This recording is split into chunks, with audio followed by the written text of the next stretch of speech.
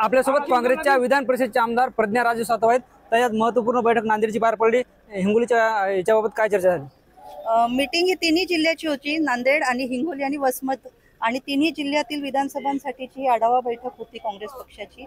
आणि ह्याच्यामध्ये पूर्ण विधानसभा निहाय पूर्ण सगळं काही आढावा घेण्यात आला। आणि त्याबद्दल आता हिंगोलीची चर्चा आता संपलेली आहे आणि आता परभणीची चर्चा सुरू आहे। आपण जर बघितलं तर सध्या हिंगोली जिल्ह्यात काँग्रेसचा एकही आमदार नाही आहे। यापूर्वी आमदार होते, तुम्ही विधान परिषदेचे आमदार आहेत। आगामी काळात काँग्रेसचं चित्र कसं पाहायला मिळेल जिल्ह्यात?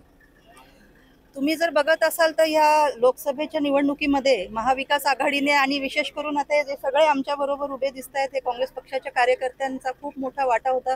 सर्वांनी मिळून उबाठा गटाच्या खासदाराला प्रचंड लीडनं निवडून दिलेला आहे। हिंगोली जिल्ह्यातून आम्ही त्यांना जवळजवळ 80,000च्या वरचा लीड दिलेला आहे।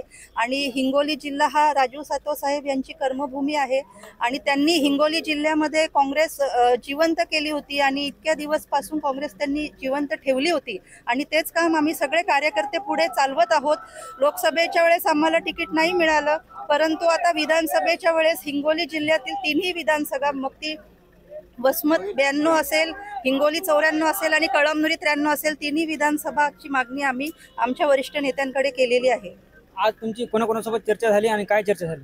आज आमच्या पक्षाचे इन्चार्ज रमेश चन्नीथेलाजी इथे आहेत, प्रदेश अध्यक्ष आमचे नानाभाऊ पटोलेजी आहेत, आमचे CLP लीडर बाळासाहेब थोरातजी आहेत, आमचे विधान परिषदेचे CLP लीडर आमचे बंटीदादा पाटील आहेत, परत आमचे मराठवाड्याचे नेते अमितजी देशमुख आहेत आणि आमचे वडेट्टीवार सर सुद्धा इथे आहेत। आणि सर्वच नेत्यांसोबत आमची हिंगोली जिल्ह्यासाठी चर्चा झाली आणि सर्वांकडूनच आम्ही तिन्ही विधानसभा काँग्रेस पक्षाला सोडवून घ्या, आमच्यावरती जबाबदारी द्या, आम्ही तिन्ही सीट निवडून आणतो, अशा पद्धतीने आम्ही त्यांना विश्वास दिलेला आहे। 3 पैकी जास्त जोर तुम्ही कोणत्या विधानसभेत लावला? ती काँग्रेसला मिळालीच पाहिजे अशी?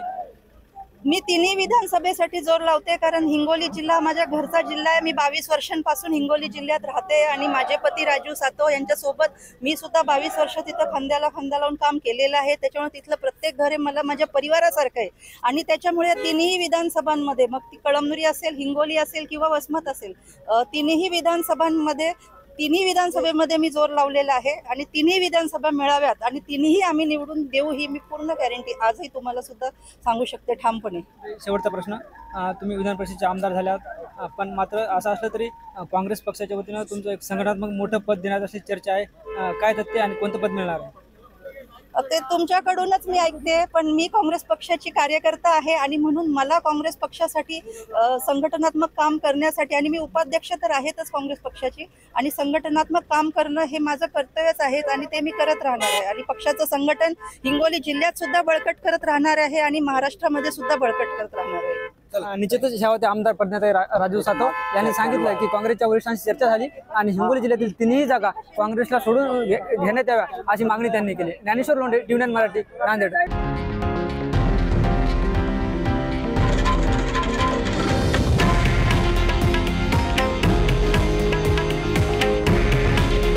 हे आहे देशातील नंबर 1 न्यूज नेटवर्क आणि आपण पाहत आहात TV9 मराठी।